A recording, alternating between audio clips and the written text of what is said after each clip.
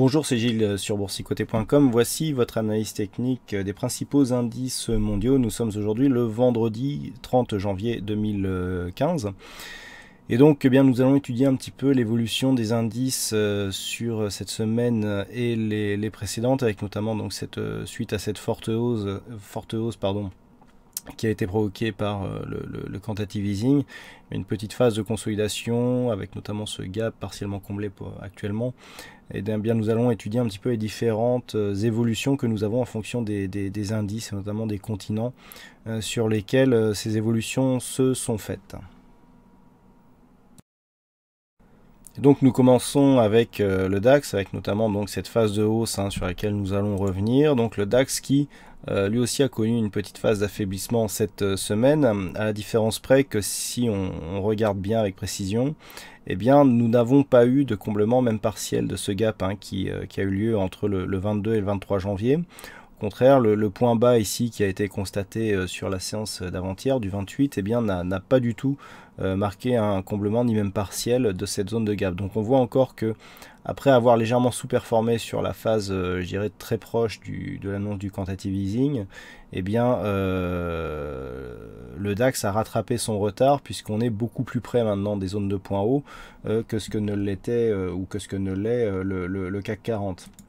Du point de vue des indicateurs, on retrouve une configuration assez similaire, avec donc une sortie de surachat donc du RSI, le stochastique lui est toujours, un affaiblissement là aussi du MACD et un équilibrage des volumes relativement bien répartis.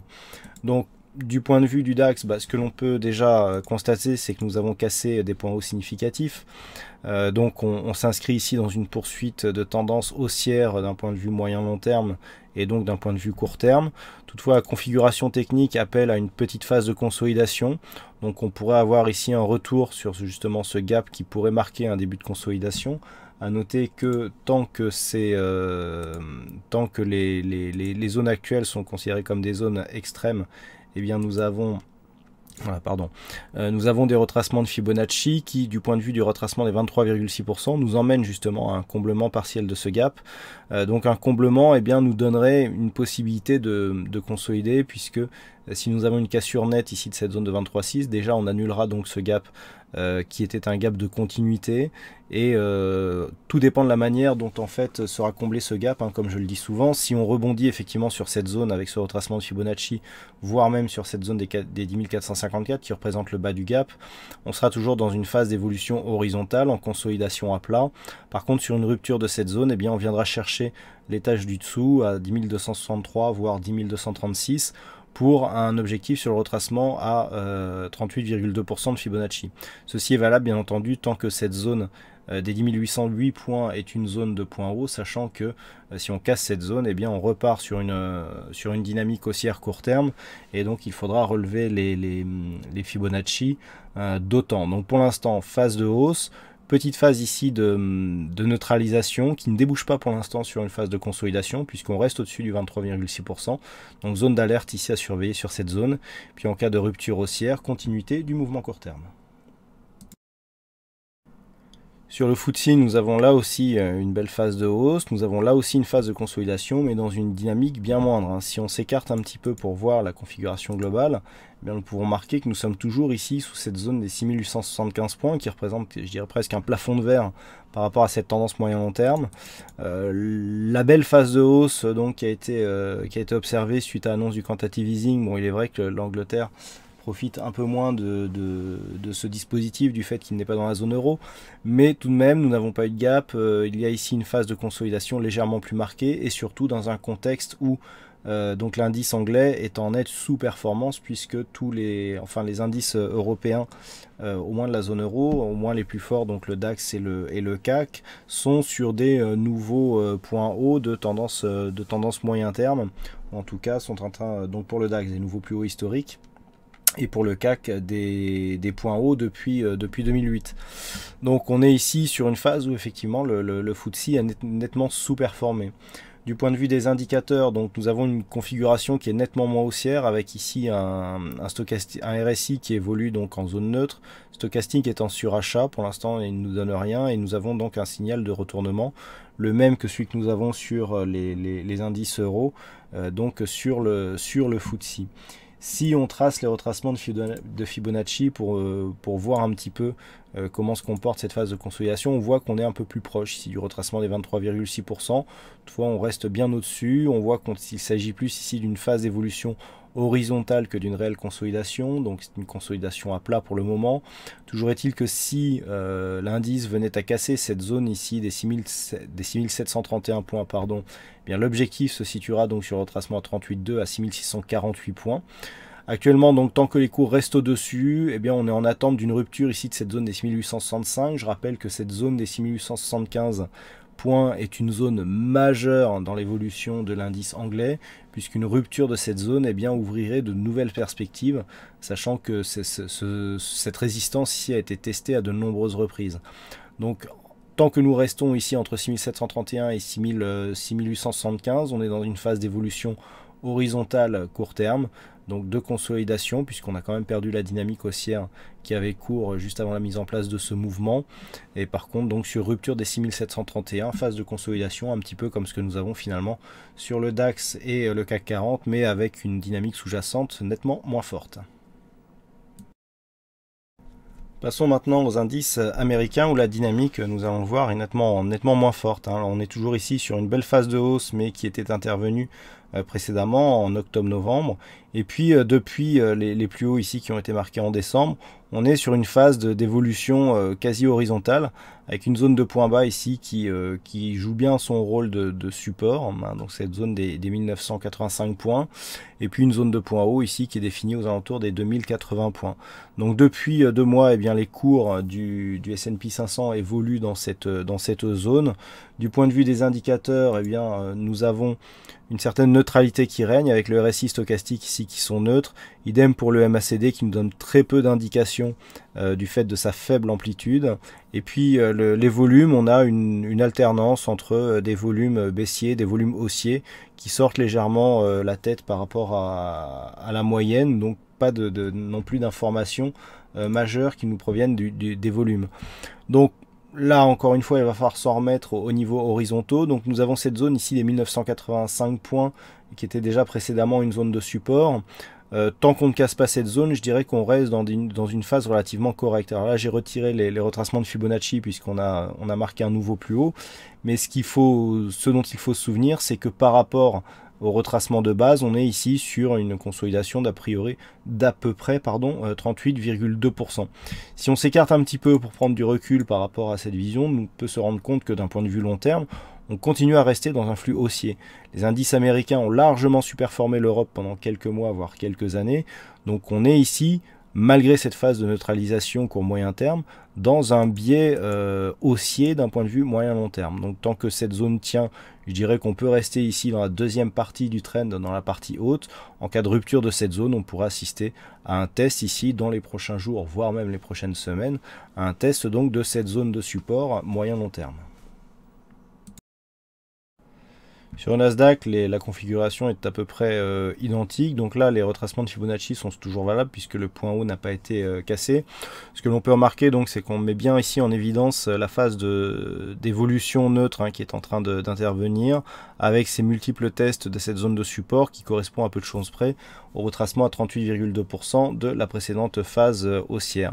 Ce que l'on peut remarquer aussi, c'est que la configuration est assez similaire sur la tendance moyen-long terme, avec ici ce trend qui est très dynamique et très haussier. Le Nasdaq qui a d'ailleurs surperformé les autres indices US, le Dow Jones et le S&P 500, et d'autant plus la zone Europe.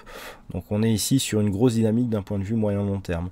Par contre sur le court terme, bon, ça tente à se neutraliser. On est toujours dans le trend, donc pour l'instant il n'y a pas d'alerte particulière. On pourrait même casser cette zone pour revenir ici tester le support oblique, ce qui nous ramènerait dans la zone 50-61,8, ce qui ferait que nous sommes toujours dans un biais haussier. Ce que l'on peut remarquer aussi sur cette zone horizontale, c'est qu'elle correspond quasi exactement à cette zone de point haut. Donc le fait ici d'avoir une zone de point bas qui était définie par une ancienne zone de point haut est toujours une caractéristique essentielle d'une tendance haussière. Donc on n'a pas trop de signal ici ou de configuration qui nous donnerait un éventuel retournement. Du point de vue des indicateurs, donc on est neutre aussi sur le RSI, sur le stochastique, sur le Nasdaq. Pas trop d'informations du point de vue du MACD. Et puis sur les volumes, on aurait une petite résurgence ici de volume baissier sur cette dernière phase, mais rien d'exceptionnel, hein, si on grossit un petit peu. Voilà, on a une belle alternance de volumes supérieurs à la moyenne qui sont tantôt baissiers comme ici, tantôt haussiers, sachant que là on a de gros volumes sur une séance haussière là aussi. Donc peu d'informations sur les indicateurs. D'un point de vue chartiste, on est relativement neutre. Donc on peut ici s'appuyer sur ces niveaux pour définir de nouvelles alertes, à savoir ici une cassure de cette zone nous ramènerait vraisemblablement sur cette zone oblique ici de support qui définit le trend moyen-long terme, alors qu'une rupture haussière de cette zone des 4347 qui représente un plus haut significatif validerait une continuité, donc la continuité d'évolution à l'intérieur de ce trend avec la poursuite donc du mouvement haussier par rupture de cette zone et inscription d'un nouveau point haut significatif. Donc on voit pour l'instant pas trop de risques. Attention, si on avait ici par exemple un test et voire une cassure de cette zone de support, bon, elle interviendra forcément un jour ou l'autre, mais on ne sait pas quand. Eh bien on aura un gros signal de retournement baissier, mais j'y reviendrai le cas échéant. Donc pour l'instant, neutralisation du biais court terme dans une tendance moyen-long terme toujours confirmée à la hausse. Et enfin, nous terminons avec le Nikkei. Le Nikkei, qui fut un temps était décorrélé avec l'évolution des autres indices, a repris finalement la roue de ses cousins américains ou européens.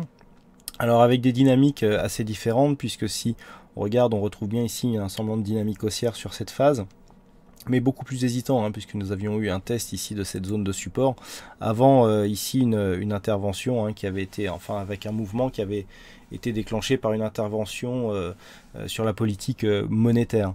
Donc nous avons eu ici une grosse phase de hausse et puis une phase de stabilisation assez semblable à ce que nous avons sur les indices américains. Donc si on revient sur cette phase, on peut constater là aussi que par rapport à la dernière phase haussière, on vient ici chercher des zones de points bas sur le retracement à 38,2% de Fibonacci.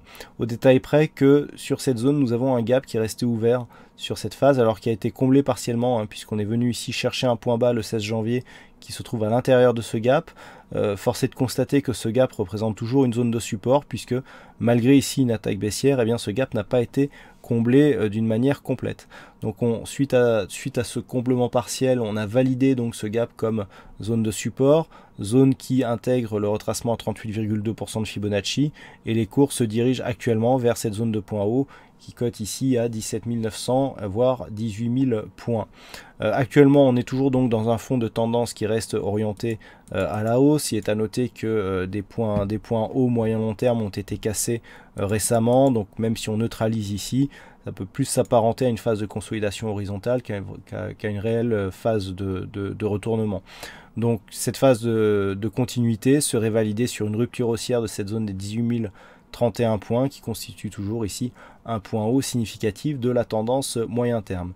Une alerte baissière pourrait se mettre en place si on venait ici casser le retracement 50-61-8, donc tant que l'on reste au-dessus de 15 867 points, il n'y a pas trop de vulnérabilité à court terme. Si les cours revenaient ici sur cette zone par exemple, là ça serait différent, puisque si suite à ce mouvement, si on revenait là et que l'on casse ensuite cette zone, il y aurait un retournement, une figure de retournement majeure qui apparaîtrait et qui pourrait donc précipiter l'indice japonais vers une accélération baissière. Mais pour l'instant ce n'est pas le cas.